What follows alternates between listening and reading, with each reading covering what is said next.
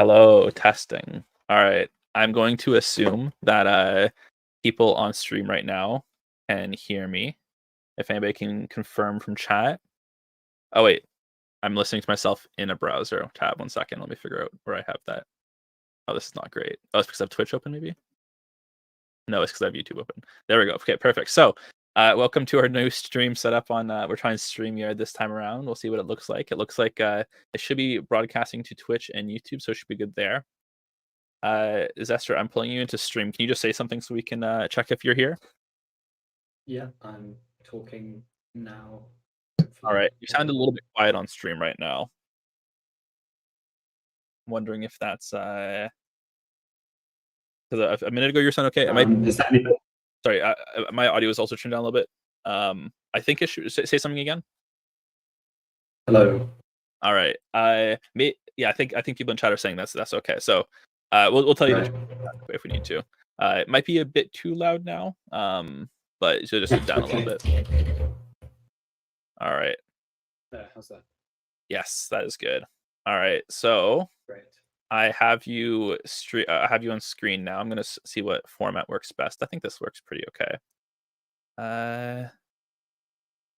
Okay, we'll see if this works. Okay, so everybody, welcome back to Veloren Reading Club number 2. And so today, actually last time we talked about sites, we talked about generation.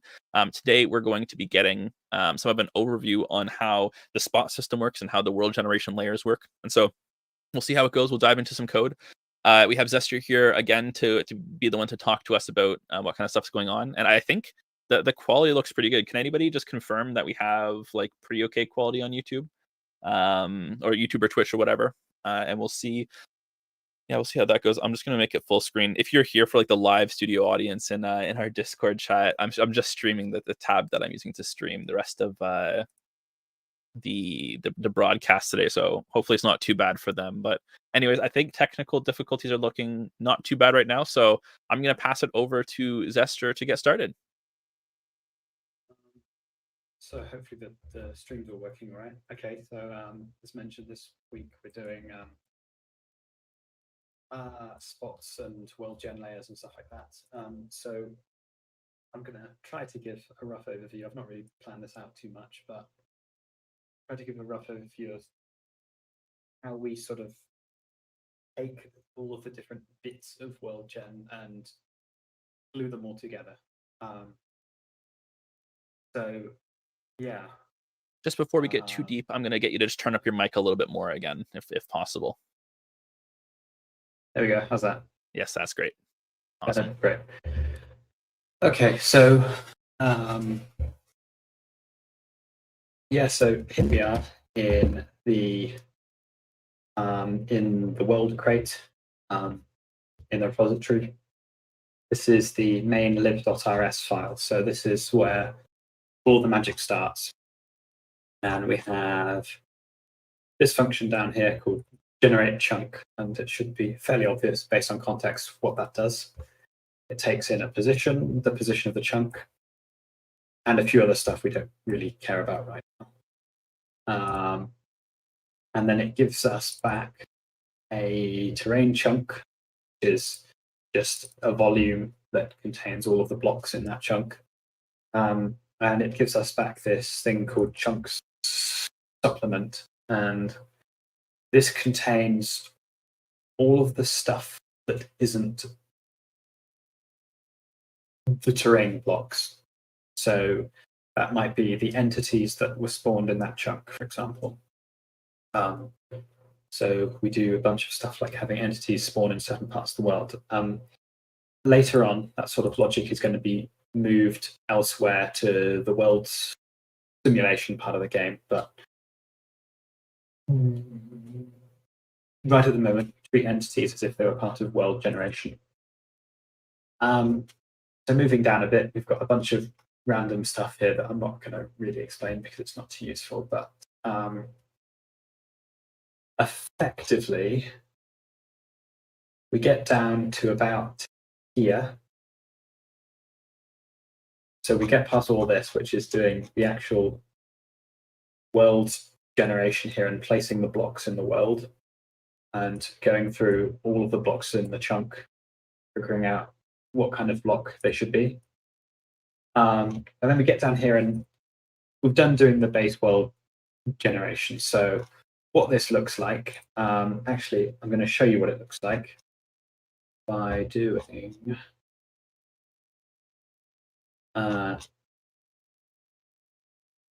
this.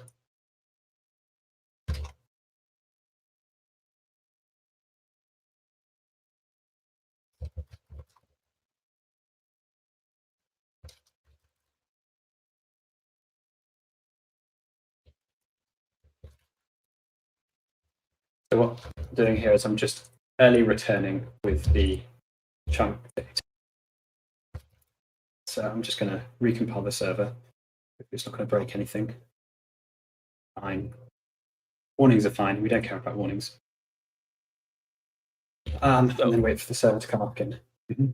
So sort of like, if I understand correctly, this is the part where like we've done the world generation, but now we're going through each chunk and asking sort of like what it's going to look like at like the ground level. Yes. So this code here that I mentioned is going through each of the blocks in the chunk and working out things like whether they should be underground, whether they should be on the surface, whether they should be in water. So for example, this function here, which is the main function that determines what each block should be at a given world position. We can see that function in this code. See that function in this code. And it takes in the world position and it produces a block, basically. And there's a lot of kind of confusing stuff going on in here, and it's not really important to understand exactly what every last piece is doing, but effectively it takes a look at the column information for this block. So what sort of attributes are relevant in the world at that vertical column? So things like the altitude, the water level, the color of the surface block, so whether the grass is green or yellow or whatever. And then it goes through this big piece of logic here, which is basically just a lot of if statements going, is the block underground? If so, then we should give it a grass color. Sorry, is the block underground? And if so, we should make it rock. And if it's close to the surface, we make it earth instead. If it's even closer to the surface, it becomes grass, which is down here. Then if it's even closer and it's on top, we have snow cover enabled in this column, then we make it snow. And there's a bunch of other logic that just adds various other bits to the world. Okay, and there's a final piece of logic down here that gives us some water. Okay. And so basically what we're saying is we have this column and we're going to be able to ask stuff about like the sort of like the metadata. So for example, is this in a biome that is going to be like colder and it might have snow, or is this going to be like in like a like underwater, or are we near the top and therefore we need to have some different amount of grass and everything like that? Yeah. So it's able to introspect but also know about the stuff around it. We have this chunk here, and for every block inside the chunk, that block has got column which corresponds to some location in the chunk, like this. I'm not sure if my drawing is particularly clear here. But I think that's pretty good. If you imagine the bottom is like bedrock in Minecraft, for example. Yeah. So this column is obviously one of many, of course, extends outwards. And you've got lots of chunks, but they'll all be generated at different times, of course. But the important part is that each chunk has a series of blocks in it, and each block has got a column, which is where only the Z coordinate is changing. The X and Y coordinate are staying the same. And a lot of the properties we care about are the same within a single column. So things like the altitude, or rather the average altitude, it doesn't change depending on whether you go up or down in the column. So what we do is we pre-compute a lot of attributes of the world, only for each of the columns, because there's no point recomputing them for every single block that we want to determine, because it would be quite wasteful. So now that I've just made us early return from the function as I did previously, this is what the world looks like, with only these sort of blockwise elements in them. So as you're going to see, it looks a bit bland, really. You have a few elements here. You have the snow, obviously, because that's in the block code here. Actually, I'm going to zoom in to make it a bit easier to read. You also have these giant rocks, the egg rocks, as I like to call them. But the only reason we have them here is because the egg rocks are quite an old feature of the world generation code. So they've been in here since very, very early on in the project. And so for some reason, they're still in this code. They're down here. You can see we set it to a weak rock here. Weak rock just means that it can be exploded, of course. Do I have a fire staff? I'm sure I do. Yeah. But other than that, the world is fairly bland. There's not really much going on. To be honest, it's a bit boring. You wouldn't really want to play in a world like this. There also aren't any enemies or anything like that. There aren't any creatures or enemies spawning, because we've actually skipped all of that, because all of that occurs after this code. One thing we probably do have, though, is water, because the water code, have I got rain from the master branch? Okay, apparently we've got rain for some reason. I'm not entirely sure why that is, but oh well. So we've got water because water occurs for each column. Actually, see if we go here into the column code, that the column code calculates water properties. It takes a look at all of the nearby rivers and their associated splines, because we represent each of the rivers as a curve, and it works out how much the altitude of the terrain needs to be pushed down according to what's needed to create the river banks. But almost everything else that gets generated in the world is done using what I call a layer. So a layer is sort of like kind of like a post-processing layer in a rendering engine, where you have your base image of something like this, and then you apply different things on top of it. So as an example, in the game, we have our base image, and then we apply the user interface on top of it. But in this case, we're applying things on top of the world. So we're almost working in 3D instead of 2D, but we're still doing this thing of layering a feature on top. So an example of this is down here. If we scroll down a bit, we can start to see that certain features of the world are applied on top in layers.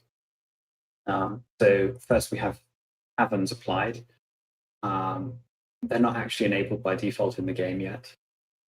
Then we have caves, as you might expect. Shrubs, which are just small plants you find in forests and things like that. Trees, obviously. These should probably be swapped in order, actually. Does it make sense to swap them? No, they're probably fine. Then we have the ground scatter. So these are actually I'm going to restart the game and get rid of the code I got rid of, because it's easier to explain all of these. I have the game there to show it to you.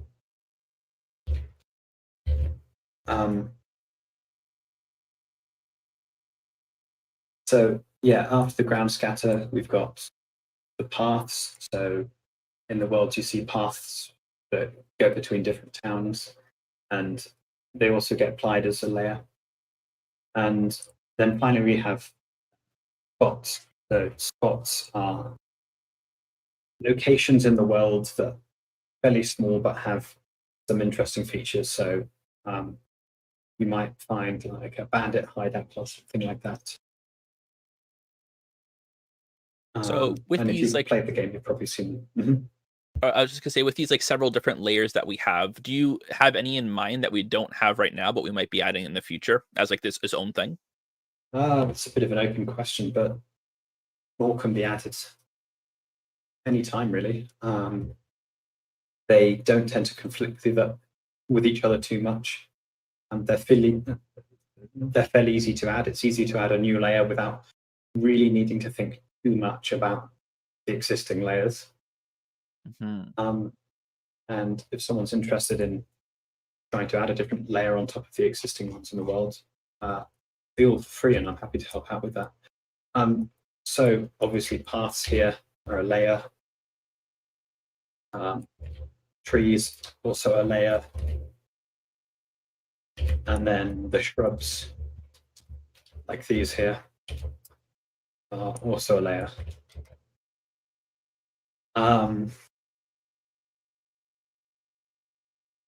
So you'll notice that these layers are controlled by this check here, which checks against a particular asset file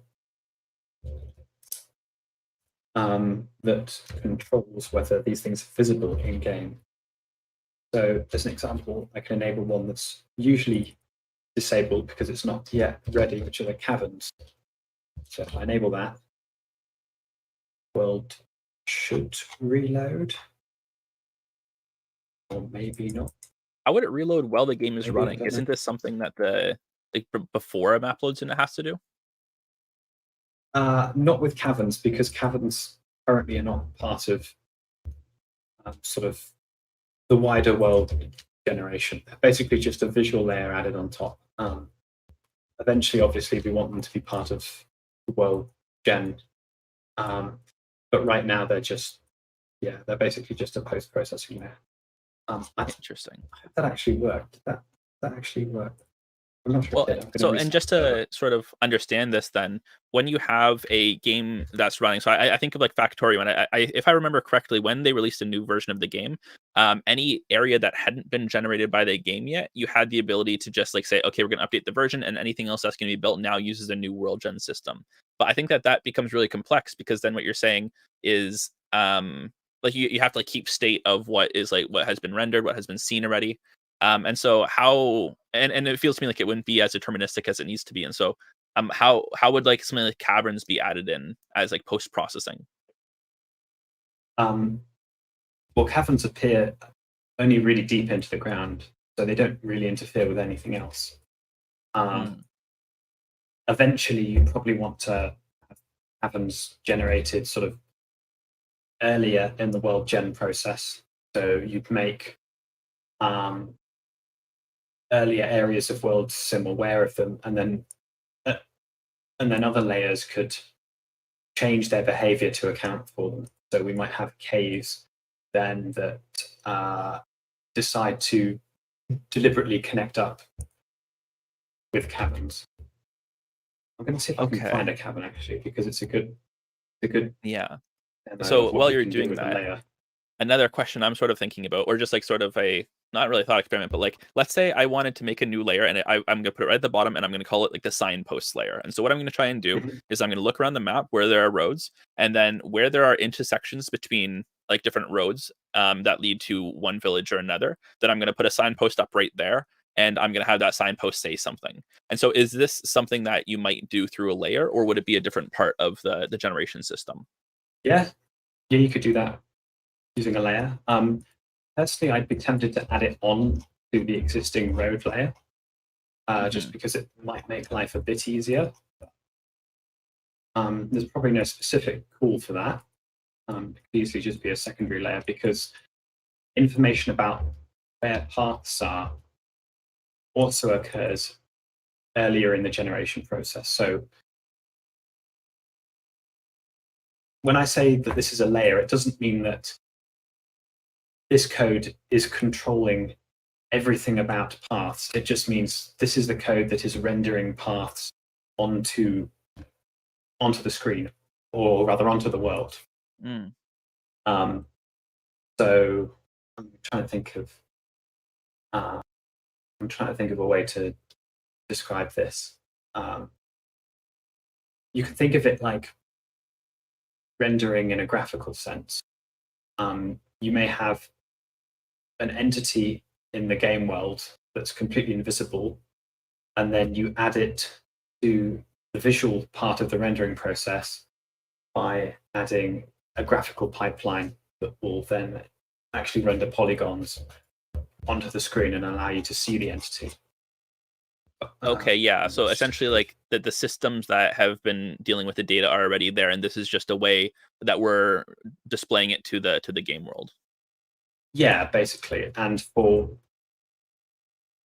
features that are quite complicated and deeply ingrained into the world, you probably want a lot more external data to drive them. So, for example, trees don't really need all that much external data because they don't really affect the rest of the world, right? The fact that you have a tree in a particular location doesn't change how the world around it really generates. Yeah. Whereas the fact that you have a path there or a river there really does, because you end up with the formation of a riverbank. Okay. Now, on that topic of like stuff mattering to one another, how does this play into like when you start having villages that need to be placed at certain places because they're based on economy simulation? Then how is that different on its placement versus where a tree is placed? So when we have, I think I've explained this previously, but we generate the world at a lower resolution initially. So the map here is an example of the low resolution version of the world. We don't try to pre-generate every single block in the world because it would be completely unfeasibly expensive, but we do generate every single chunk. See chunks here, they're 32 by 32 blocks. And when we generate the chunks, we also generate the rivers on them. But then when you come to actually generating terrain as the player is exploring it, like this, you want to know how to take that information from the low resolution world simulation and render it onto the terrain in a way that makes visual sense. So with respect to towns and sites and things like that, each site is thought of as just a single location within the game's code. But then when you actually walk near the site, it tries to figure out how to create it visually in a way that's going to make sense. It's a bit abstract, and I feel like I've not done a particularly good job of explaining it. Also, where are the caverns?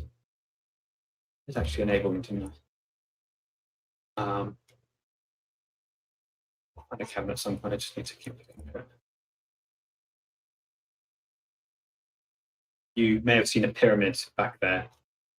Don't worry, that's just because I've got terrain persistence enabled, and that was added for the release party. There we go. There's a cavern. So that pyramid wasn't actually a naturally generated thing. It was something I placed a while ago.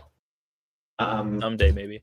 So let's go down to the cavern. So that was 400 blocks down. I jumped now, so we're quite a way underground.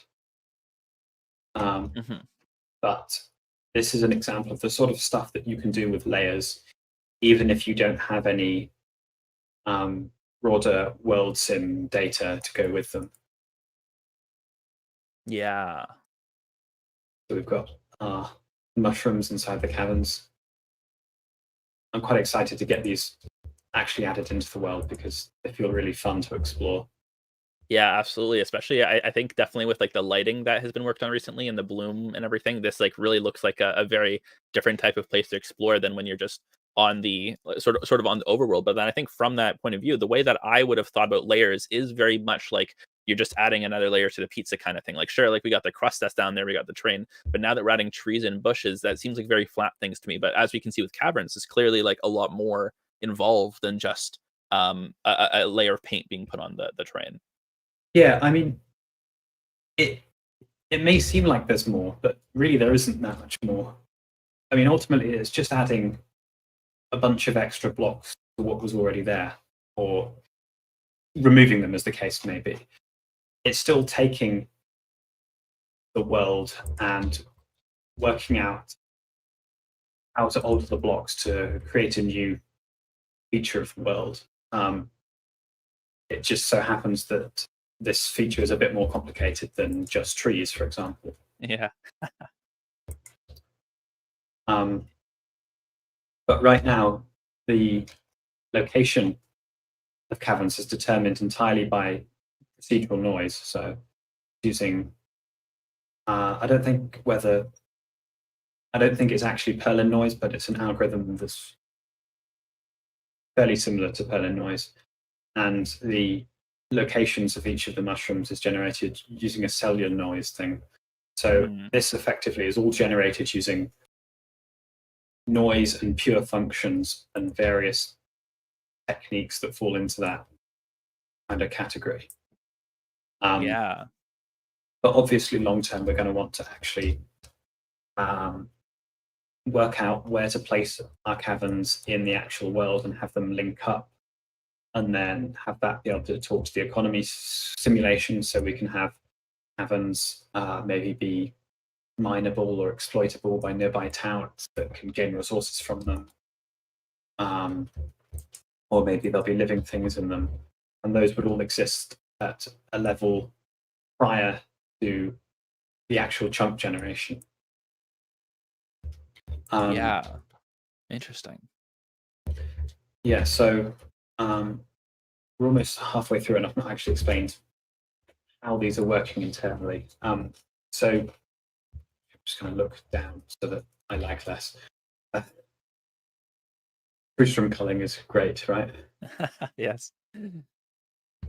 Actually, that probably won't work. Let's jump down underground. Now I'm going to lag less. So you'll notice that when we call each of these functions, we pass in two things. We pass in this dynamic RNG, which is fairly simple. It's just a random number generator. And the dynamic bit refers to the fact that it's different every time you load the chunk. So this allows us to do things like generating ores in caves or different collectible items on the surface in a way that's not deterministic. So you can't just reload a chunk and find the same item again in the same place. Or at least it's quite unlikely to. But the more interesting thing is this canvas object that we pass in. We pass it in mutably, which means that we can mutate it, obviously. And we can see this canvas being created here. Better to go here. So this canvas is an abstraction that we've created that makes working with procedural generation a bit easier. So you can see it takes a bunch of different attributes, but most importantly, it takes the actual chunk that we're trying to generate.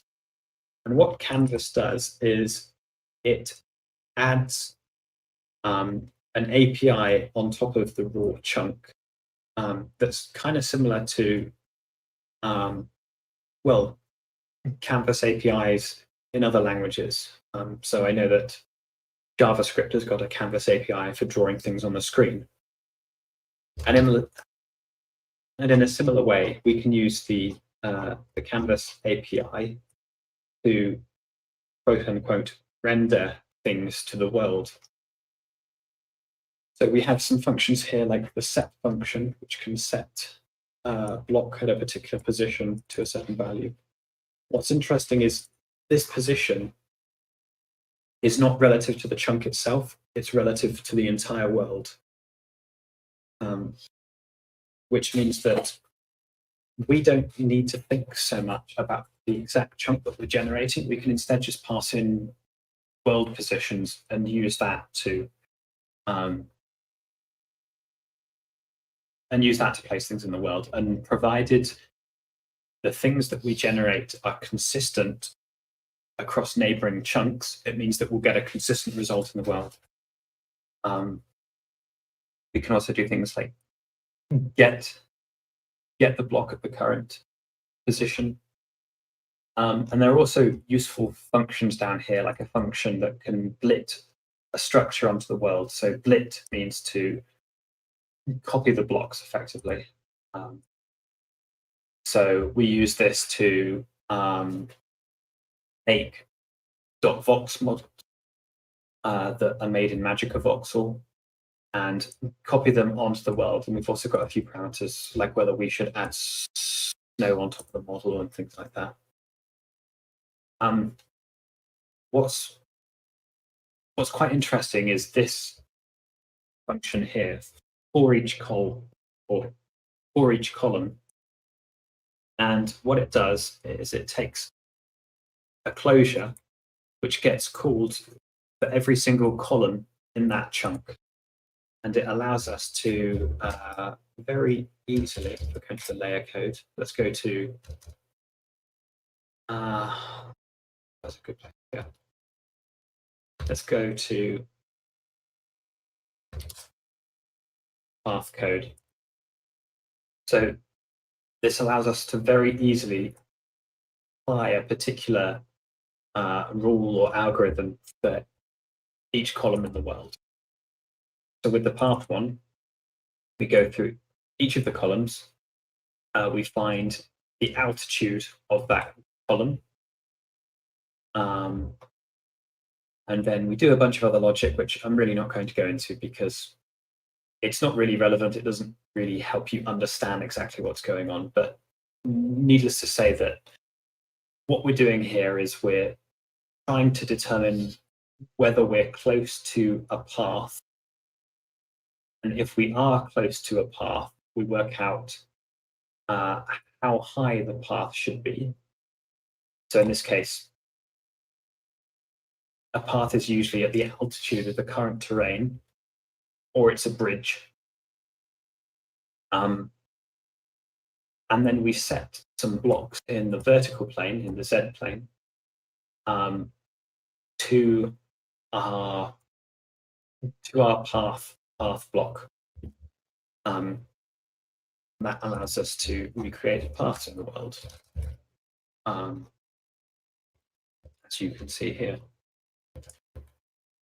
But this sort of general idea of going through the columns and then applying a rule to them works quite a few different things. So we do the same thing for caves. We apply a specific rule to each of the columns. We work out where the top and the bottom of the cave need to be. And then within that range, we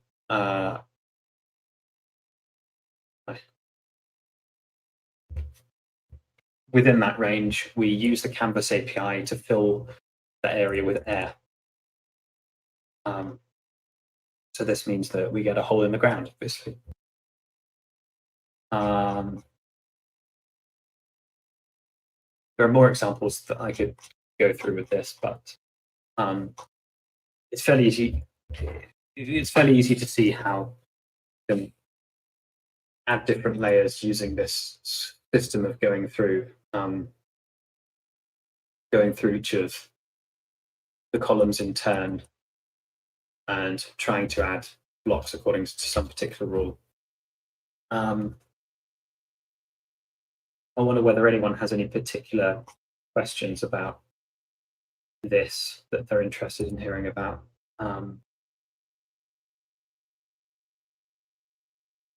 I don't think I've seen too much in chat so far.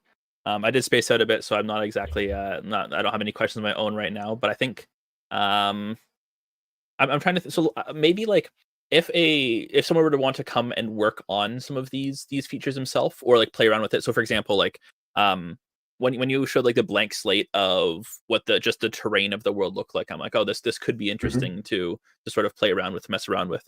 And so for people to come into the project and want to work on some terrain, what types of stuff might be available for them to do?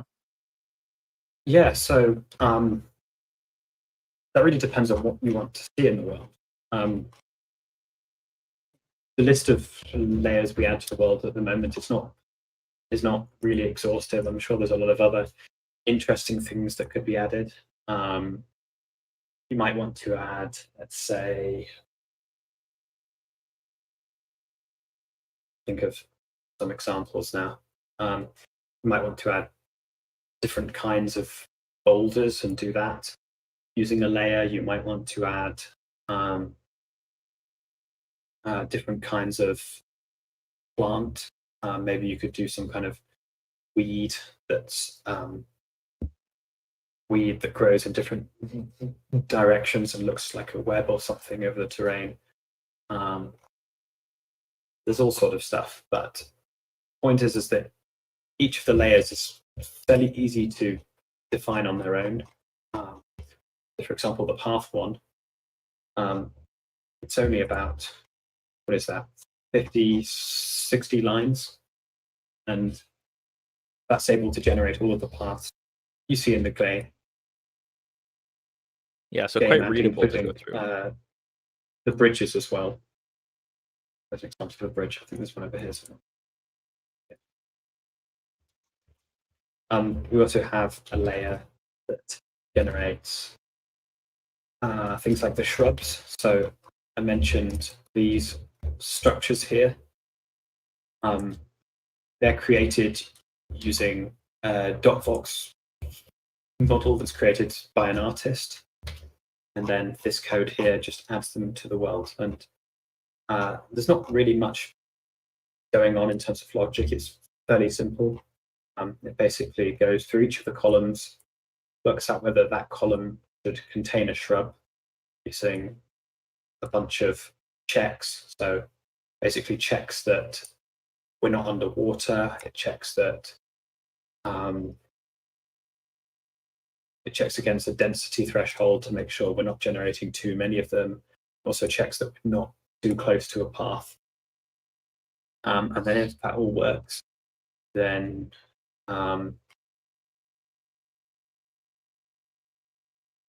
we create a new shrub, and then down here we just go through each of the shrubs that we know exist in the world, and then we blit them to the canvas using the blitting function I mentioned previously. There's not too much going on, and as a result, we get all of these features in the world. I'm going to generate somewhere that has a jungle because it's a bit easier to see the shrubs.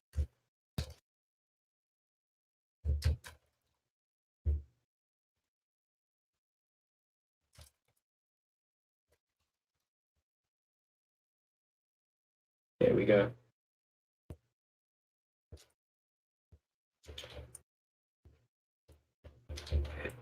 It's easy to see how all of the shrubs really change the atmosphere of the world, make it really come to life, because now you have all of the features on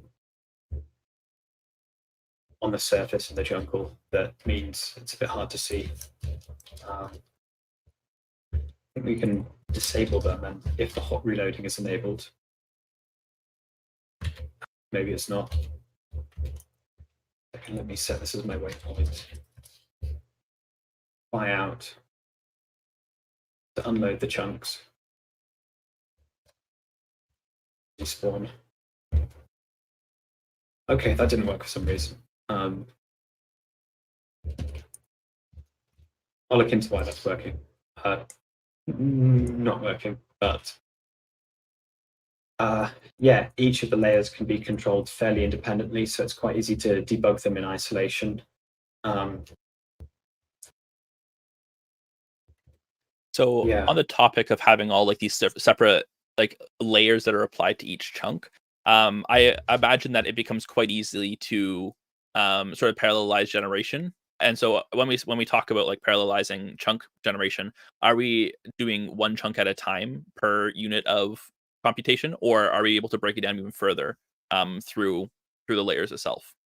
We do one chunk at a time. Each chunk takes on the order of about, I think last time I checked, it's about 100 milliseconds per chunk on most CPUs. But what's important is that we do it in parallel. And because each of them doesn't need to talk to any of the neighboring chunks because they're all working off the same immutable data, we can schedule them as fast as we can using all of the CPUs and still get pretty good performance in terms of terrain generated. Yeah, because like right now, so I mean, if it's 100 milliseconds per, and then we just saw there was like probably 30 to like 50-ish per second or something like that, then yeah, we can definitely see it distributing pretty nicely. Yeah, now so you can see you, that oh yeah, I guess we can making use of my cores. yes, putting them to work. And so when we're building these chunks, you described it as they're all pulling from immutable data. But then what happens at chunk boundaries when it goes from one to a next and it has to spawn something on both of them? So chunk boundaries. So the way we do that is we try to forget that boundaries exist when doing chunk generation. So what I mean by this is, you know how I mentioned that Canvas API, we use positions that are relative to the world, not relative to the chunk itself. Well, what we do is if we have a large structure to generate, for example, let's say we have a tree to generate.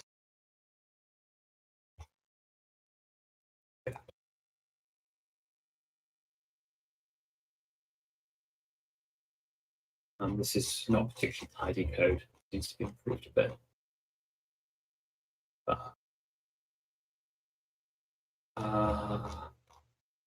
Yeah. So if we have a tree to generate, what we do is we ignore the chunk itself and we just generate the tree. Of course, in practice, most trees are going to be over the edge of a chunk, and you're going to get half of the tree in one part and half in the other part. So you may wonder, okay, well, how do you make sure that they're the same on both sides? And then the answer to that is fairly easy. We just make sure that world generation is deterministic. So each time it's run, if you run it twice, it produces the same result each time. And then your next question might be, well, isn't that kind of wasteful because you're doing the same work twice on either side of the chunk boundary? And yes, it's true that this is a bit wasteful, but when you're parallelizing an algorithm, it's often a worthy trade-off to have because doing the same work twice is often less bad for performance than needing to make lots of different threads in a computer communicate, because communication means that you've got to have one core touching data that's accessed by another core, and that means one of them waiting for the other or doing some kind of synchronization at a hardware level to make sure that they've all got the same view of the data. So in practice, the best way to do it is to duplicate a bit of the work and just accept that that's going to be a cost of parallelizing things well.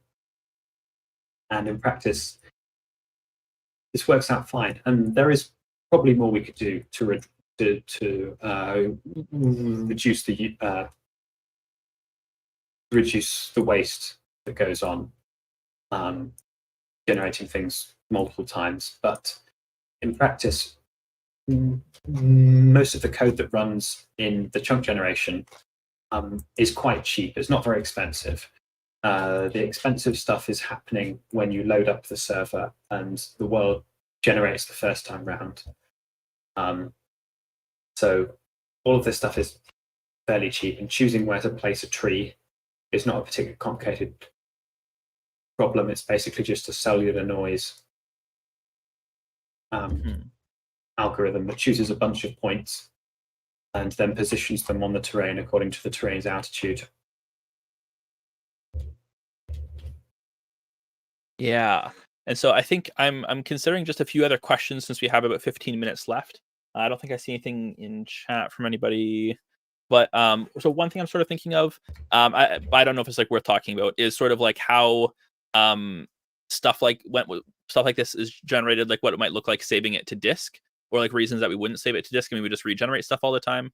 But that might be out of scope of this. And so maybe another question could be along the lines of like, have we talked pretty extensively yet about how this interacts with the spot system? Yeah, so to address the first one, saving it to disk is probably not a good idea at this stage. And the reason for that is that if you update the world generation algorithm, it might have a far-reaching impact on the way the world actually generates. So changing something like the initial noise that determines where mountains are means that a mountain may move or just completely disappear entirely between two runs of the game. And if you were to save the chunk data to disk in the meantime, you'd end up with a chunk that doesn't correspond in any kind of logical way to all of the terrain data nearby it. And you see this a lot with games like Minecraft that, of course, need to save their chunk data. So for now, we've tended to avoid it where possible because it's a bit of a hairy problem to solve. In the long term, I think we are going to need to start saving aspects of the world. And the way I'd like to do it is not to save every single block, but instead to save the low resolution world data. So to save aspects of the landscape and then allow for smaller updates to slightly tweak the actual chunk generation in the long term. In terms of spots, so spot, let me find an example of a spot for a moment. I'm also like super impressed by I don't know, like whenever I look for like good looking sky in game to show off during a demo, I can never have it work, but you had like a really good mountaintop there. Yeah, we had a stream happen last Saturday where we showed some stuff off at Rust Fest, and people were definitely impressed by how a lot of stuff works. But anyways, I digress. We're back. So this here is an example of a spot. It's basically just a generated area that you can interact with in some way. Usually the interaction is kind of shallow, really, because it doesn't really interact with the rest of the world all that much. But usually there will be some enemies or whatever, and they'll be just chilling or not really chilling, as you can see, mostly burning. But each spot is generated kind of like a tree. We choose a position for it, and then we blit the code. So we choose a position for the spot. We blit the spot itself to the world. Where it differs from something like a tree is that we actually place each spot on the low resolution world data, so each chunk can be tagged as containing a spot. So there's a little flag inside it that says, yes, this contains a spot, and it's got this kind of variant. So, for example, this one is the Dwarven Grave variant. Let me see. Yeah, it's the Dwarven Grave variant. And we just generate each of these when the game starts by writing them to a particular chunk. So we choose some chunk locations for them, and then we give each chunk that particular spot that it's taught to generate. And then we're actually doing the terrain generation as the game is running. We go through the nearby spots that are close to the current chunk. So we set within a radius of 2 or 3 chunks, I think it is, or maybe it's just 1 chunk actually. We take a look at each of the spots that are nearby, and then we choose what structure we want to have for each one, and then split them to worlds, as I mentioned before. We also spawn a few entities according to the rules associated with each of the spots. So conceptually, it's not very complicated at all. But it means that you have this thing now in the world that makes it a bit more interesting, and players can interact with, have fun either exploring or finding and then immediately dying, as the case may be. And so I think the way I'm thinking about this is we can have stuff like statues or like little sort of people have put together 3D models and like can place it in here. But how would you distinguish something that should be a spot versus something that should be done more complexly, like as either like a village or like, so for example, we have a cavern, which, well, I guess that's a layer. But if you can just distinguish like a few of the different terms there. So when it comes to spots, they're usually things that we don't want to have interact with the broader world that much, because they're not very complicated. They're just a tag that's applied to each of the chunks.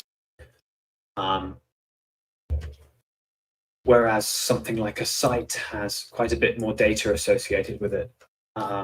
It's got an economy, it's got various different buildings in it,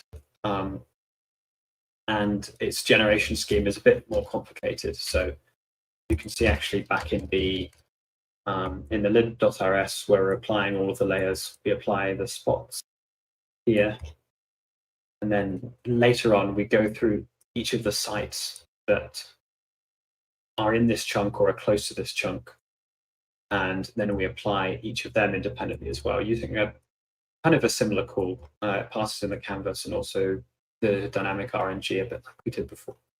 But the way sites are generated is a bit more complicated because they have a lot more associated information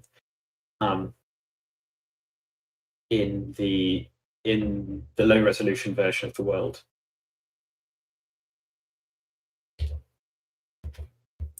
Okay. I'm trying to, I think I just had something on the tip of my tongue. It's not coming back. All right. Well, either way, we have about 5 minutes left in our time slot today. So I'm just wondering, is there anything else we want to? Oh, actually, sorry. The one thing I was wondering about, I don't know if you discussed it, and I might have missed it, but the term canvas. What exactly does that mean in this context? So the canvas is it's a wrapper around. It's a wrapper around the chunk that we're currently generating, and a bunch of other information that we're allowed to query. So other information includes things like the low resolution world that allows us to query the approximate altitude and things like that. But this wrapper provides a bunch of useful API features on top that allow you to more effectively work with the world and change it and modify it in a way that's a bit less cumbersome than writing out all of the for loops yourself and iterating through each of the blocks and making decisions like that. Okay. So it's akin to the way you might have JavaScript Canvas API, where you can tell it to write a rectangle to the middle of the screen or something like that. Okay. Yeah, and it's just like sort of an abstraction of how we think about what we're tiling on top of the world, but in the and I guess like also like the term blitting. I did find that quite interesting that we have that. But I guess like it does make sense in the context. Yeah, I mean, it's basically like a pixel frame buffer, except in this case it's a voxel frame buffer because we're Yeah. working in 3D. Yeah. But you can think of it as the same thing, really. It's just this thing that you can apply different operations to, changing how the world itself looks through the process of generation. All right. So was there anything else you wanted to end off the session with while talking? So we've talked about spots, we've talked about a lot of different layers. We've kind of seen how they interact on the level of code and stuff like that. So anything else you want to go over before we finish up? I can't personally think of anything in particular. I'll check chat and see if there's anything. I know that it's not been particularly in depth this time. It's quite hard to dive into too many details with these sort of things because each of them is fairly specific to each of the layers. But you can create a simple layer yourself just by copying the signature of one of the functions in the layer module and playing around with the Canvas API and seeing what you can create. Yeah, I think for myself, definitely there's some area here I want to explore and kind of just like try out, kind of see how what I can make changes to with the chunk system. So that could be cool. But yeah, I think maybe next time we can look into finding something to go over that we can either, I don't know, maybe get super technical about, like a lot less showing what's going on in game and a lot more just describing code. So yeah, we'll see. Yeah. All Okay. right. Good stuff. So thank you, Ray, for coming and watching again. I think we have more topics to go over from Zester, but we might also be back next time with some other core developer talking about what they've been working on. So we'll see you next time.